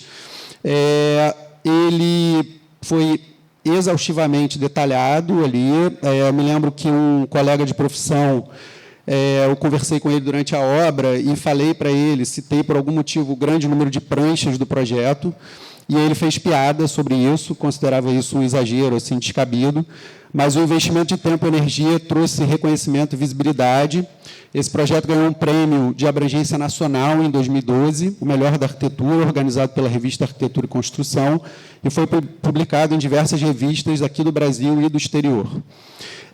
Acho que pode passar um pouquinho mais. Passa mais uma. Aí, isso. Esse foi o projeto que eu citei aqui, quando eu falei da questão do convite, do incorporador, enfim. Esse projeto foi muito bacana, muito interessante assim, para a gente. Ele deu muita visibilidade.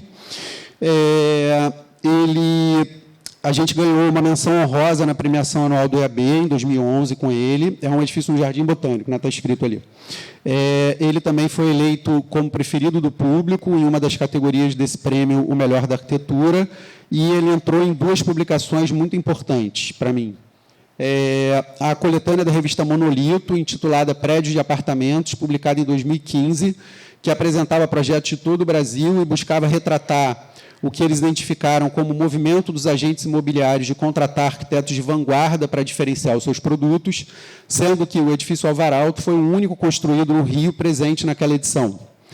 E esse edifício também entrou no Guia da Arquitetura do Rio de Janeiro, publicado em 2016, que teve entre seus curadores o meu ilustre colega de mesa, Marcos Moraes de Sá. Mas as minhas maiores alegrias com esse projeto vieram de 2 situações inesperadas, e aí eu queria pegar o gancho do que o Marcos e o Rogério falaram, e da história do Conde, da relação com a cidade.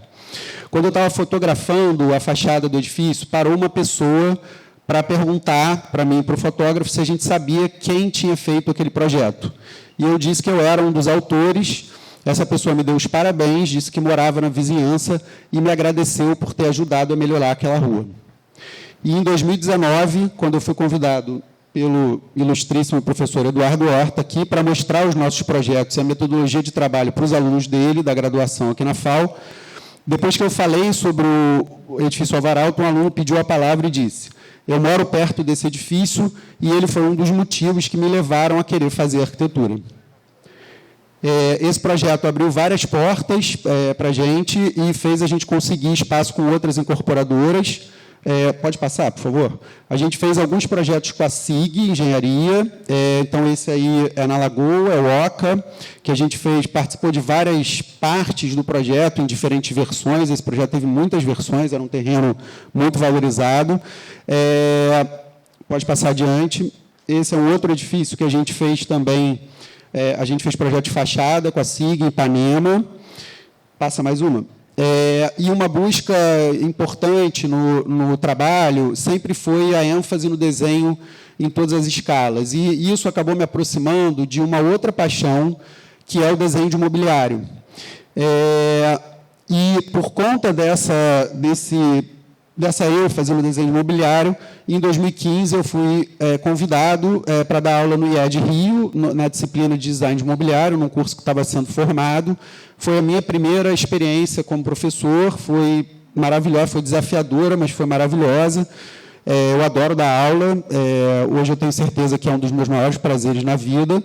E eu sempre tive vontade de voltar para a universidade, comecei a participar de várias bancas e tal, mas eu queria fazer um mestrado. Passa um, por favor. E, em 2019, eu decidi priorizar isso, entrei no ProURB, aqui na UFRJ.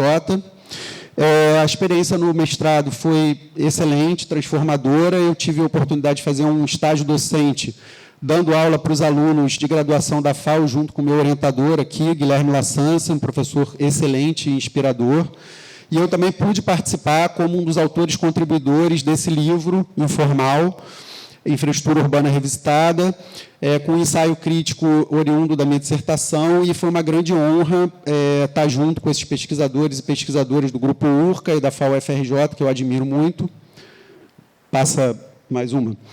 E, como eu disse antes, desde o começo, eu tive algum contato com a obra de execução dos meus projetos, mas, pelo interesse que eu tinha sobre o processo construtivo, com os fornecedores, compromisso com o resultado final, eu percebi, num dado momento, que eu fazia muito mais do que acompanhar a obra e não era remunerado de uma forma compatível. Então, desde 2013, a gente começou a fazer o gerenciamento das obras dos nossos projetos, atendendo a uma demanda dos clientes por um atendimento ainda mais completo. E, por conta dessa minha atuação, eu fui convidado para dar aula no IED Rio, num curso, numa disciplina de planejamento, orçamento e reforma, sobre gestão de obra, na qual eu estou até hoje. E eu queria dizer que trabalhar com obra, eu recomendo muito, tá? Que vocês tenham contato com obra o quanto antes. Eu sei que tem gente que odeia a obra, mas eu acho muito importante estar no canteiro, estar entendendo ali a confrontação do projeto. E é muito desafiador, porque a gente coordena e depende de diferentes profissionais, a gente precisa combinar agendas, interesses conflitantes o tempo todo, mas é um trabalho com uma remuneração melhor, porque é mais fácil vender produto do que serviço e vender obra pronta do que projeto. E, nessa atividade, é fundamental estabelecer boas parcerias e zelar por elas, é muito importante. Nessa última foto aparecem alguns dos meus ótimos parceiros, eles estão aqui hoje. A Patrícia Alemar, minha sócia, o Rodrigo Santos, empreiteiro com quem a gente já trabalha há mais de 10 anos, e o flamenguista aí da foto, o nosso fiscal de obra, meu melhor projeto, meu filho Tomás, que está na plateia. Muito obrigado pela atenção de vocês.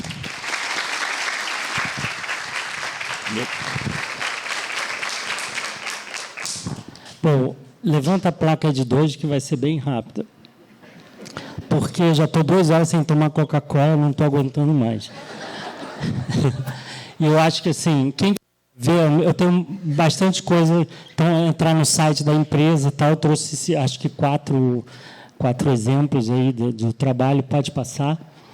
Então, a Torre Norte Shopping, que foi feita em 2007, que é uma torre que se encaixa dentro do Norte Shopping, então tinha todo um trabalho aí de adaptar os 2 primeiros andares ao shopping. Depois nasceu uma torre onde 3 era a Riachuelo, o shopping e a torre de salas, então tinha todo um problema de estrutura, porque cada estrutura era diferente, a do shopping era uma, a da Riachuelo era outra, e das salas era uma terceira tipo de estrutura. Pode passar. Então, isso é um trabalho aí que eu fiz para Byte, que não existe mais, que é o Canto Rio, Canto Mar, em que várias pessoas trabalharam, inclusive Bel, né? Bel trabalhou. Eu fiz é uma coisa que acontece no mercado, você trabalha, faz toda a concepção, aí trazem um escritório de fora, que foi a Triptych, mas toda a parte inicial e de projeto e de aprovação e de concepção é minha, mas depois vem uma outra empresa que faz toda essa coisa da fachada, dá uma cara, traz um nome, né? Então, e os interiores são dos outros profissionais, como a Bel aqui. Pode passar. Janeiro é um projeto bem legal que eu fiz junto com o Célio Diniz, que foi professor aqui e estudou aqui também. Então, são um projeto na Viúva Lacerda, que são poucos apartamentos, mas tem um trabalho que eu acho muito mais gratificante, porque dá um resultado para a cidade assim, que é o que a gente espera, né, como arquiteto. Vai. Nada. E aí um pouco do trabalho de habitação intersocial. Então, tenho trabalhado muito com a habitação Minha Casa Minha Vida, onde aquela produto pronto, ele tem que se repetir. Então, essa é uma oportunidade de uma concorrência, de tentar trazer algo novo. E a gente não conseguiu ganhar porque eles já tinham um projeto pronto e não era o meu. Então, é só mas estamos tentando mudar um pouco a cara disso. Pode passar. Então, aí é o trabalho que eu venho fazendo há muito tempo, que são os livros. Então, o livro Rio de Janeiro nas Alturas com Meu Pai, que é o livro de 2004. Por Dentro de Copacabana, que é o livro que é o fruto do meu mestrado, que fala sobre os espaços internos das quadras de Copacabana, né, chamados áreas coletivas. O Transformação da Paisagem, que é o meu trabalho de doutorado, e o Rio Legal, que são crônicas pequenas que a gente faz da cidade, fazendo algumas críticas a fechamentos de varanda, aos puxadinhos, que o carioca adora, né? E são legalizados anualmente. Então, só para fechar aqui, só dizer acabei de lançar um livro esse mês também, que é o quinto, chega, não aguento mais.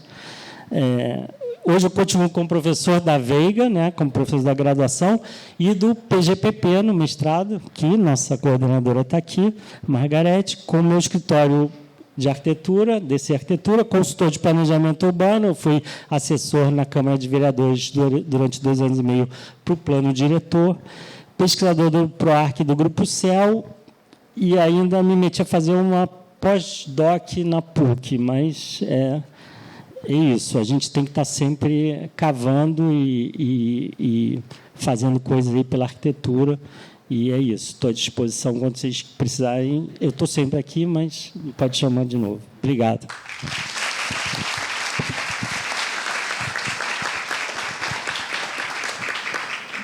Bom, pessoal, vamos abrir para alguma pergunta. Eu acho que o professor Luiz Felipe tinha uma pergunta. Não? Já passou a hora. Já passou a hora? Eu estou trabalhando. Mas eu faço. Olá, tudo bem?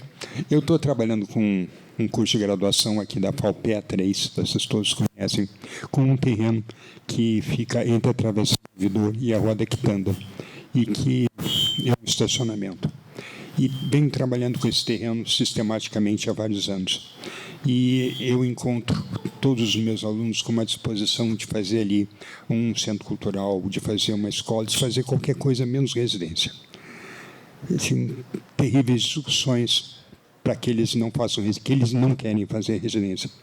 E tenho insistido nessa discussão. E tenho visto que tem tido vários lançamentos, inclusive um saiu no jornal recentemente, uma aprovação do prefeito ali na frente do Terminal Menezes Cortes, transformar uma parte daquela área num edifício residencial. E uma discussão que surge é o que fazer ali. Qual é o perfil, qual é o programa, como é que é um apartamento num lugar como esse? E eu queria pedir para vocês, com base na experiência de vocês, que falassem sobre como o mercado vê essa questão do centro ser um espaço residencial e termino explicando para vocês que esse terreno não foi escolhido por nada, mas sim pelo fato de que, se você anda na Rua da Quitanda, na Rua do Ouvidor e toda aquela área do centro, você vê todas as lojas com as vitrines fechadas, tudo está para alugar, Eu passei vários filmes de várias décadas para meus alunos com tomadas nessas ruas e sempre tantas pessoas que não se consegue andar sem bater. E agora você vê, passa uma pessoa a cada ano. Eu sempre relaciono isso com comércio eletrônico, com o trabalho remoto, com a pandemia, com as transformações sociotécnicas, etc, etc, etc. Mas e aí, o que faz ali? Aonde os meus alunos estão se aproximando da realidade e se projetam ali? Uma pergunta? Queria saber. Pele? Com licença, meu nome é Gabriel Pedro Perri. Eu sou aluno do professor Luiz da Cunha. Assim, são duas perguntas. A primeira é sobre aluno mesmo, um diálogo que a gente teve na sala de, assim, por exemplo, no meu caso, eu tenho muita vontade de aprender, de estar com as pessoas que sabem, só que a FAU, ela meio que limita um pouco os estudantes com uma grade horária extensa.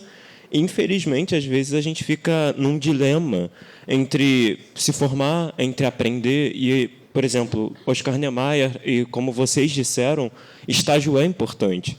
Mas, assim, agora já indo para outro assunto, um é a grade horária extensiva e como vocês lidaram com isso e recomendam a gente lidar. E outra pergunta é um pouquinho mais pessoal, mas como a gente consegue chegar até vocês? Porque, assim, eu estou em período de procurar estágio e eu particularmente não acho. A gente olha, a gente manda currículo e, assim, a gente... Eu estou falando assim... A gente, assim, meu caso é pessoal, tá? É um pouco pessoal porque, assim, desde pequeno vocês sempre foram meus ídolos. Eu acredito que de muita gente aqui. E poder estar com as pessoas que a gente tem aula, as pessoas que a gente admira, é uma coisa que a gente, às vezes, não tem oportunidade. E a gente acaba indo para um lugar que explora o nosso trabalho, explora o nosso serviço, não para a gente aprender, mas para a gente produzir. E aí já vem a briga, né? Que a grade não deixa, o estágio, às vezes, é um estágio que só consome do aluno. Enfim, não vou me estender, são duas perguntas. Um é sobre como administrar a grade e outro como chegar em vocês. Obrigado. Mandou tempo de agora. Bom, meu nome é Alberto, sou professor aqui. Então, sim. Sim.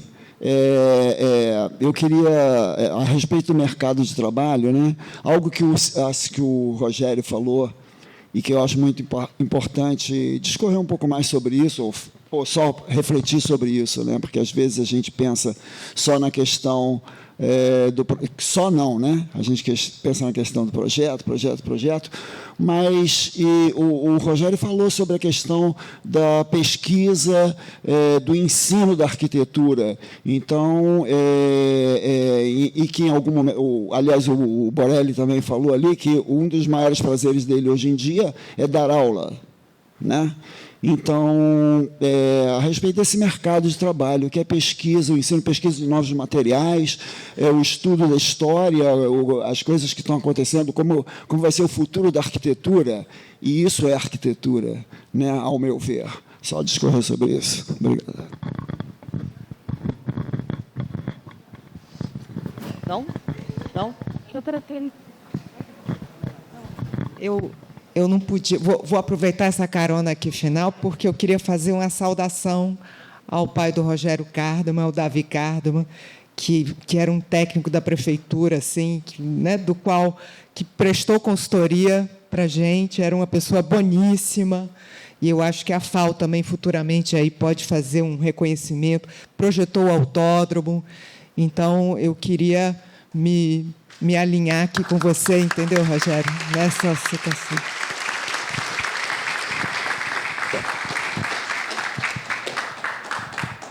Agora é com vocês. Posso começar? Eu queria responder a pergunta do professor sobre a questão do centro, mas eu acho que, antes da gente falar do que fazer ali, entender o processo que levou a isso, né? Então, o Rio de Janeiro, diferente de outras cidades do Brasil, abraçou o zoning modernista como uma causa excepcional, né? Então, era proibido, as pessoas não sabem isso, era proibido fazer unidades residenciais no centro. E uma decisão desse porte, uma decisão urbanística, é uma decisão que você não muda de uma hora para outra, né? Então, se leva muitos anos para se reverter um processo iniciado anteriormente. Então, por que o centro hoje está esvaziado? Porque o mundo mudou e porque, mas fundamentalmente, se proibiu de fazer unidades residenciais ali. Se não houvesse essa produção, hoje, possivelmente, ele estaria muito mais dinâmico. Aí você, no Brasil e no Rio de Janeiro, ele sistematicamente, se você pegar, o Rogério deve falar bem sobre isso, a legislação carioca, né, ela é a legislação que não legislou do que deve ser feito, é do que não deve ser feito. Então, faz uma legislação, criam absurdos urbanísticos, aí vem uma nova legislação para proibir o que a legislação anterior fez, e aí vem uma outra que proíbe. Inclusive, eu brinco que o Código de Obras do Rio de Janeiro daria um case de estudo antropológico e psicológico, porque, inclusive, a redação dele, muitas vezes, ele não diz o que é possível fazer, ele diz o que não é possível fazer, o que não deve ser feito, o que não pode ser feito. É uma inversão total de valores, né? Então, o centro criou muitos problemas do centro são dessa, e isso é tão forte que no governo do Conde ele começou a criar uma legislação de incentivo para o residencial no centro, mas nem essa legislação foi suficiente para isso. Só agora, com o Reviver Centro, que só conseguiu, por quê? Porque você quase que obrigou os empreendedores a fazer no centro para poder ganhar o direito de crescer gabarito na Zona Sul. Senão você não ganhava o direito de fazer aqui, né? Então você começou uma demanda artificial, criar uma demanda artificial no centro, a produzir no centro e habitação no centro, que era necessário e é necessário, né? Mas por uma artificialidade. Você tem que fazer, o poder público tem que, às vezes, fazer isso realmente. Então, eu acho que é entender como funcionam esses processos urbanísticos, né, e o atraso que isso dá, né, essa questão do zoning, e como reverter esses processos é muito lento, né, porque você está criando hoje muita unidade residencial que já estão começando a ficar vazias e que você vai alugar e não é para morar, então você vai para renda, e é uma renda de moradia provisória, de Airbnb, coisas desse tipo. Então, eu diria que sim, é bom fazer de qualquer jeito, porque essas demandas acabam sendo, depois, ao longo do tempo, efetivamente sendo ocupadas. Aconteceu em São Paulo, por exemplo, na época do apart-hotel, se fez tanto apart-hotel lá, porque se vendia como água, que num determinado momento você não conseguia nem alugar o apartamento, e você, inclusive, deixava o apartamento de graça para a pessoa pagando desde que ela pagasse o IPTU. Então, isso aconteceu com as salas comerciais aqui na Barra da Tijuca, e isso possivelmente vai acontecer no centro, mas chega uma hora que o mercado se acomoda, porque a população cresce, a revitalização. Então, eu acho que a saída do centro ainda é o residencial, porque tem uma infraestrutura enorme, né? E tem lazer, tem uma série de coisas, as instituições culturais estão lá. Então, nós fizemos agora, logo ali depois da Colombo, um edifício inteiro que era comercial, a gente transformou em residencial, 99 unidades residenciais, e está tendo muito sucesso para alocação. Investidores compraram para alocação, mas de médio e longo prazo de ocupação. Então, eu entendo que continua sendo a coisa mais importante o residencial, que é o residencial que vai dar vida nova às lojas, né? Sem público não há para quem vender, então você também não abre a loja, né? E a prefeitura entendeu que esse processo só não é suficiente e está fazendo agora uma coisa muito interessante, que é subsidiando locação de empresários interessados nessas lojas, né? Então, é uma forma do governo produzir, e eu acho que a habitação social deveria ter mais incentivo, porque seria fundamental você trazer habitação social para o centro da cidade, você está perto do mercado de trabalho, está perto da cidade, né? E o processo do Porto também foi um processo anômalo, porque é óbvio que o Porto tinha que ter começado com residencial, mas o Porto foi criada uma operação interligada que não foi produzida propriamente pelo poder público, né? Ela foi produzida pelas empreiteiras de infraestrutura urbana, né? E que não estavam preocupadas nem com o mercado imobiliário. Tanto é que o mercado imobiliário não abraçou o Porto, né? Ele só abraçou depois de muitos anos e do prefeito ter revertido a questão do custo das CEPACs para, sim, aí ser ser possível se fazer residencial, mas está se fazendo um volume enorme de residencial numa área que não foi pensada urbanisticamente para ser residencial. Ela foi pensada para ser de edifícios corporativos, para virar uma nova Singapura, uma realidade que não fala com o Brasil. Então, é tudo ao contrário do que deveria ser, né? Porque lá o porto deveria estar cheio de áreas verdes para você ocupar com unidades residenciais e criar um bairro realmente residencial. Mas não foi isso que foi feito, então a gente está colhendo agora os frutos de um erro urbanístico do passado. E muito porque se coloca também a academia, esse antagonismo entre academia, mercado e poder público, né? Possivelmente, eu sei que a academia às vezes é chata, mas se ela estivesse lá discutindo, se abrisse para uma discussão, possivelmente aquele plano do porto seria diferente, né? Teria havido contribuições, pelo menos uma mediação para vocês fazer de uma outra forma. Então, desculpa que eu me estendi. Muito obrigado. Quer responder alguma das outras? Não, cada um faz um. Tá. Bom, sobre esse aspecto aí, eu estou totalmente de acordo com o Marcos. Eu quero só fazer um adendo aí, que eu acho que é importante.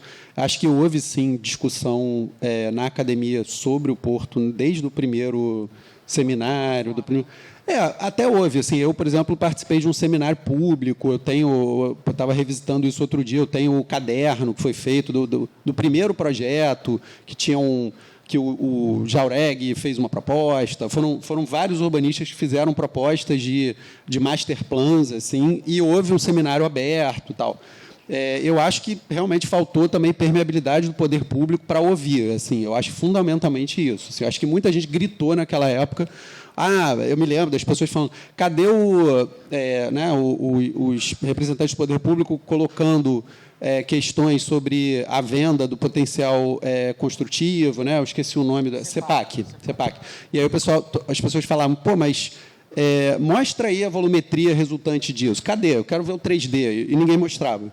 Teve uma palestra acho que alguns aqui devem ter visto essa palestra, uma palestra meio provocativa do Flávio Ferreira, no IAB, em que ele mostrava a paisagem na Leopoldina e a relação com a topografia da cidade. E ele falava assim, isso não vai mais existir, isso não vai mais existir, isso não vai mais existir, porque faltava ali uma visão do resto do chão para entender assim, mas e que cidade que está sendo produzida aí? Então, acho que houve uma certa grita, mas também faltou permeabilidade do poder público. Mas, no resto, eu estou totalmente de acordo com você. Fiquei feliz outro dia, que eu acho que é uma questão complementar aí, vi que vai ser inaugurado o primeiro supermercado lá na zona portuária. Fundamental. Eu trabalhei ali no centro há muito tempo, enfim, tive escritório lá, não tem um supermercado. É importante, tem que ter um supermercado. Assim, se a pessoa vai morar lá, ela faz compras aonde? Né? Então, acho que estamos caminhando aí num certo sentido, mas é muito problemático. Respondendo a você, desculpa, esqueci teu nome, Gabriel, eu não sou a melhor pessoa para te responder, mas vou me arriscar. Eu fiquei muito tempo na faculdade e acho que foi bom. Hoje, olhando para trás, meu pai está aí, acho que ele não achou tão bom na época, mas eu acho que esse é um lugar muito, muito bom. Assim, vocês são privilegiados de estarem aqui. Eu acho que a faculdade hoje digo sem sombra de dúvida, muito melhor do que na época que eu estudei aqui, e eu dou os parabéns aí à direção aqui presente. Acho que tem muita gente fazendo coisas muito legais, é um espaço muito mais diverso do que era na minha época, e eu sei que isso se reflete hoje na produção dos estudantes. Assim, hoje há terrenos em toda a parte da cidade. Na minha época não existia isso, assim, era uma coisa muito restrita, não se discutia a realidade de boa parte da cidade. Eu acho que isso está incorporado. Então, o meu conselho seria, tente aproveitar o máximo possível. Aqui é um lugar que pode te levar para muitos outros lugares onde você pode querer ir. Assim, aqui é o lugar. É um lugar que eu recomendo. Se alguém me perguntasse hoje, onde você acha que eu devia estudar arquitetura e urbanismo? Eu diria, na FAU-FRJ.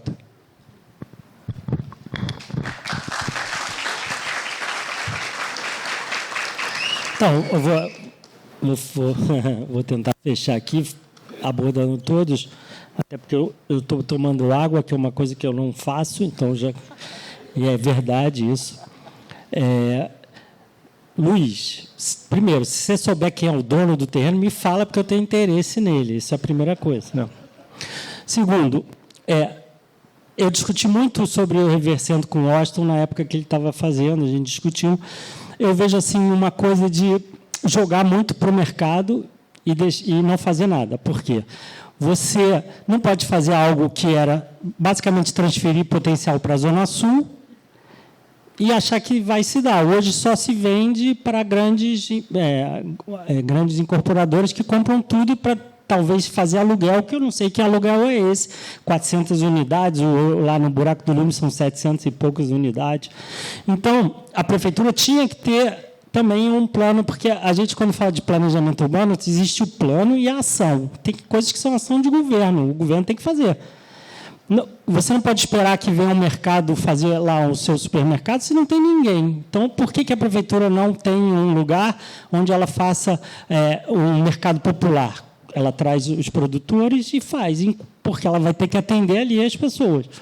Por que ela não faz algum dos imóveis? Essa semana o prefeito está falando que os imóveis federais deviam ser feitos habitação de interesse social. Pô, mas ele tá leiloando todos os imóveis dele para o mercado. Ele quer que o federal dê o imóvel, mas ele não. Ele tem vários imóveis no centro. Eu tenho que fazer habitação e para quem precisa. Pô, só de funcionário, ele tem 400 mil funcionários. Ele financia esses funcionários. E aí ele traz algum dos seus serviços para a cidade. Você tem que ativar a cidade. Então, no começo, sou eu que tenho que fazer isso, eu como poder público, para poder o cara ver. É a mesma coisa assim, você tem uma rua, isso já foi feito em São Paulo, uma rua, aí você reúne várias construtoras e fala assim, vamos dar um banho de loja nessa rua, começar a construir, aí todo mundo vai. Não é? Esse banho de loja tem que ser dado pela prefeitura. Aquele terreno específico, eu também sempre passo lá.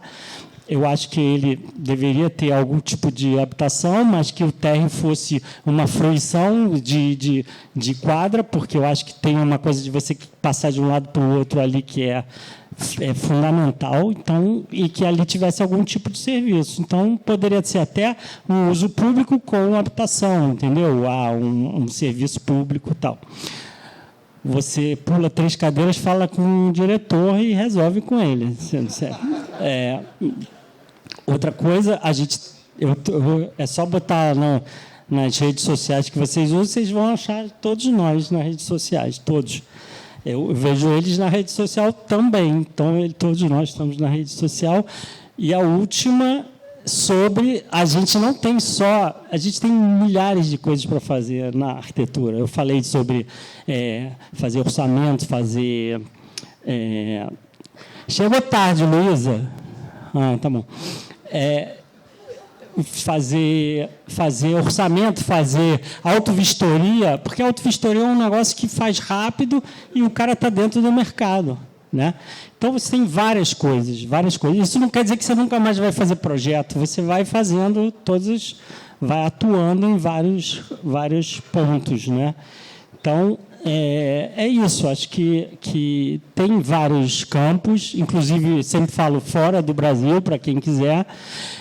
Só para eu larguei o 4º período, quase praticamente todo, para trabalhar no escritório do Inácio do Índio da Costa, porque eu tinha uma necessidade de ver o que era realmente trabalhar, e fiquei com 2 matérias, fiquei 1 ano e meio lá trabalhando. Não atrasei tanto, mas atrasei meio período, mas foi super importante para eu trazer para a faculdade, nos meus projetos, uma pegada mais de profissional. É isso. Obrigado a todos.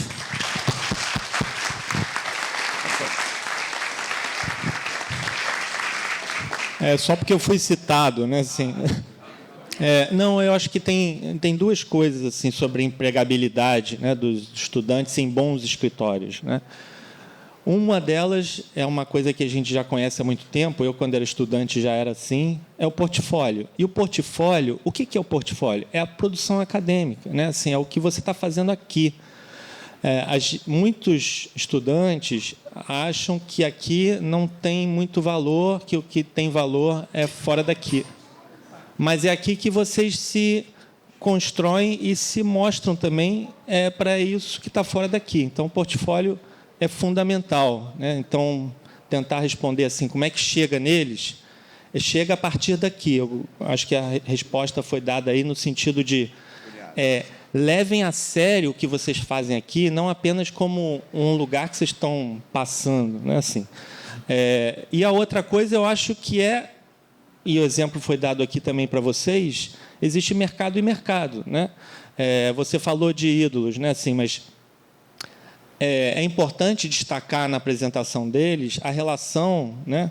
Às vezes até parece contraditória, indevida, né? Entre alguém que está no mercado imobiliário, né? No mercado da incorporação e da produção imobiliária, mas também está atento à teoria crítica, à produção bibliográfica, à produção teórica, ou seja, é um todo, né?